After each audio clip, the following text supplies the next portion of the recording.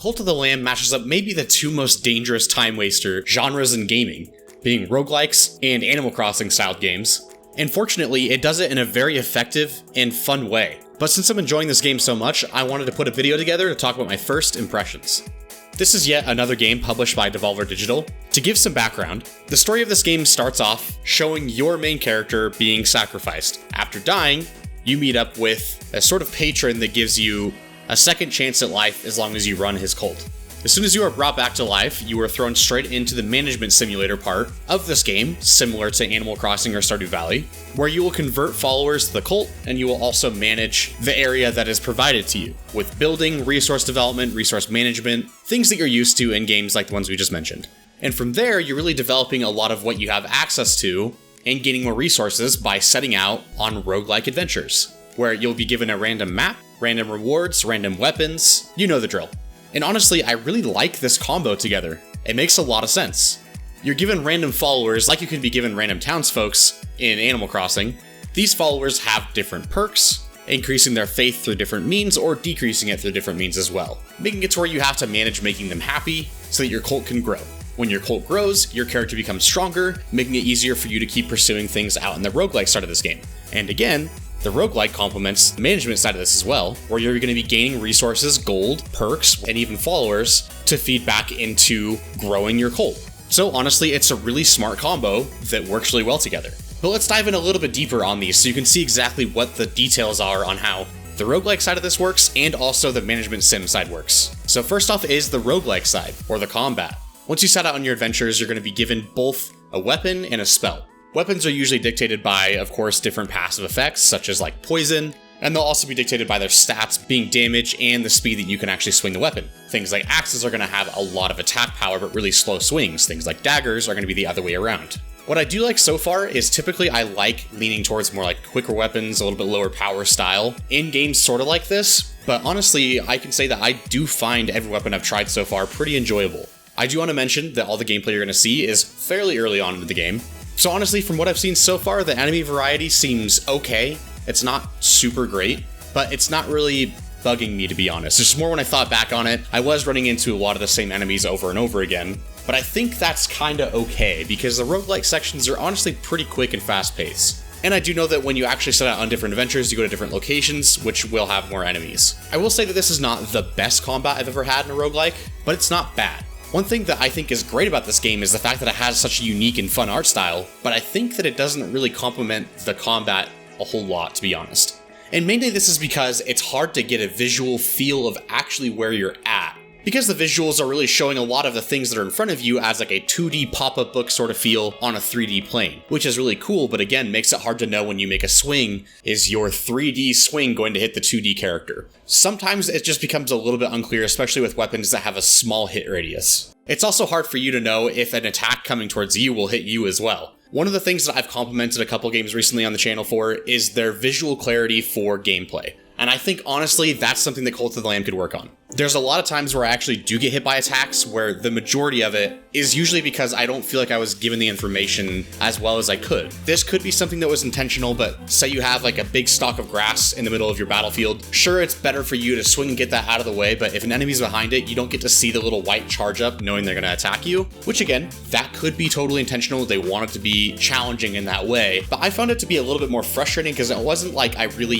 didn't use the resources I had at my disposal. It was just like I was going to take a free hit there because I couldn't get there fast enough to take out the grass, so I didn't know it was coming. Minor gripe because the combat overall isn't that difficult, but I'm hoping this won't come back to bite me at later stages of the game because honestly, it feels a little bit cheap and unfair so far whenever this does actually occur. I do think other than that, the roguelike elements, such as finding new weapons in an area, finding new perks, finding new followers, collectibles, or resources honestly feel really rewarding and makes it to where you feel more encouraged to go on different paths on your run and strategize exactly where you want to go. So the way this map works is typically you have a dungeon which will have several different legs in it. So when you start out, your first map on your journey might be about 10 rooms. And once you move past those 10 rooms, you'll see a map sort of Slay the Spire-ish, which will give you options of which direction you'd like to go from there.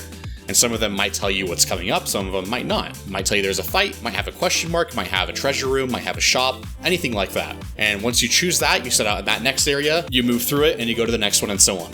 And again, I do like this sort of like choice when you go through to see, okay, I really need gold right now, so I'm gonna go to the room that probably has more gold. Or I really need more stone, so I'm gonna go to the place that has a stone deposit. Which again, feeds back into the management sim, which we'll talk about later. I do want to say that my issues and gripes with the combat really do seem to go away so far whenever you fight a boss. Usually those battlefields are big, wide, and open, and give you a lot of freedom to be able to see exactly what's coming. I guess the one thing that I don't like about the bosses so far, which again, I've only beat one major boss so far, and several mini bosses, is they're not really very challenging, honestly. The attack patterns are super easy to learn because most of the bosses only really have like 2 attacks. And that's a bit disappointing. So I hope that later on in the game, it gets a little bit harder because this is kind of a cakewalk so far. That being said, I don't really feel like this game is trying to be super overly difficult because it wants you to be able to kind of grind out these resources for the management sim. And again, I don't really think that I need it to be super difficult. I was just a little bit surprised that the bosses were not, more difficult than the rest of the encounters, where I felt like some rooms were honestly more difficult than some of the bosses. And that just felt a little bit wrong. Again, minor gripe because I am still enjoying the combat side of this so far. So let's go ahead and jump over to the other side of this and talk about the management sim side. So as we mentioned, you're going to have followers you're going to recruit when you're on your outings for the roguelike sections. And these followers are going to have different stats. So they might have something saying, once another follower is brought in after me, I gain plus 10 faith. So every time you bring in a new follower, that follower becomes more faithful to your cult. They also might have ones that are negative. It could be the other way around. That follower could not want more followers to join as well, so every time you bring in a new follower, they lose 10 faith. And it's important to manage their happiness, their hunger, and their dedication to your cult, as you'll get more resources and access to more perks by having a happier cult, and you'll have them less likely to die or defect against you and turn other followers against you if you keep them happy and fed. Now, these are pretty gross followers too. They kind of just poop where they want. That's an actual game mechanic. And you gotta clean it up, or else people might get sick. Then again, there's also some other people that get more faithful when they see poop. So, it's a bit weird, but you gotta manage it. And again, you also have to manage sickness for your cult followers too. Keep feeding them nasty food, they'll eventually get sick. So you gotta go out and find more fresh meat. On top of that, you can also build out structures and plant crops, and most of the typical things you would come to expect in a game like this with its management sim mechanics. On top of that, yes, there are decorations in this game too, but honestly, I do see this as kind of limiting. I see the area you have honestly becoming quickly filled out the later you get into this game, with necessary structures. So it kind of seems like what they have so far with the decoration isn't so much the focal point, but I could see how you could make something that looks kind of cool. It's just, again, kind of limiting. You can put down certain types of flooring on each little tile in your base, and those tiles get taken up by different structures, different features you have to use, bedrolls, whatever it may be. But again, it seems a little bit more of like, okay, I put down certain flooring for my housing area over here, put down certain flooring for my farming area over here, different flooring for my crafting area over here, and so on. It's not really that in-depth and complex, and again, I see it being pretty limiting overall. It's not really so much of its focal point as making something that's really cool and worth your time, such as things like Animal Crossing and things like that. But if you're really here for the management sim on its own, and looking for some fun gameplay to complement it, this game is great at doing that.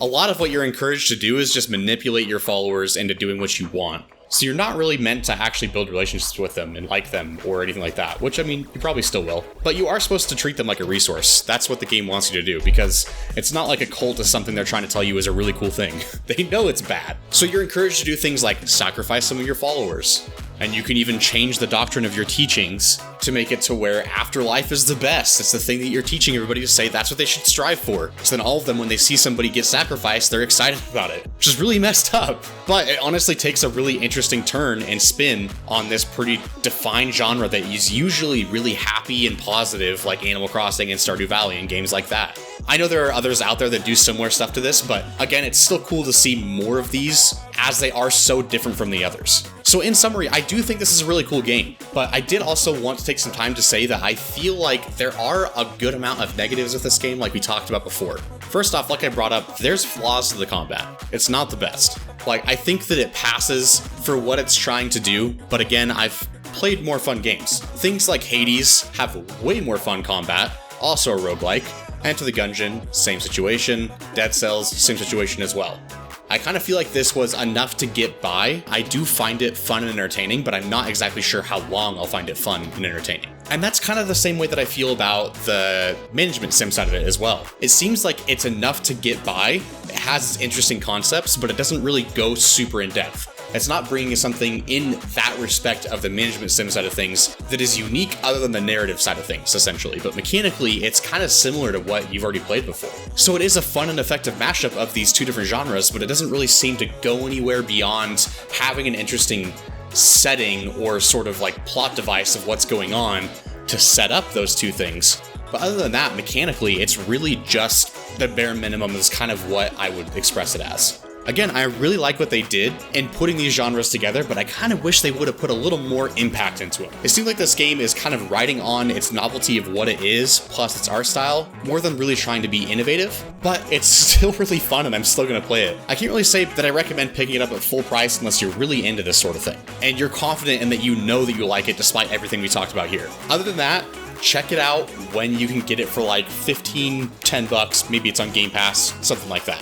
But those are just my first impressions. So let me know what you think about this game down below. I'd really be interested to see if maybe I'm being too cynical or too harsh on it, or if you really agreed with me on this. So put a comment down below and let me know. Also, I apologize for the infrequent uploads lately, but I'm trying to get back into the swing of things. Just had some changes in my life recently that caused me to put time elsewhere. So I'm coming back though, and I'm planning on making more videos. So thanks for being patient with me, I really appreciate it. And if you're new here, maybe think about subscribing. I make content like this whenever I can. And leave a like down below because it helps the algorithm push this to more people. But that's going to be it for me on this one. So thanks again for watching this one all the way through, and I'll see you in the next one.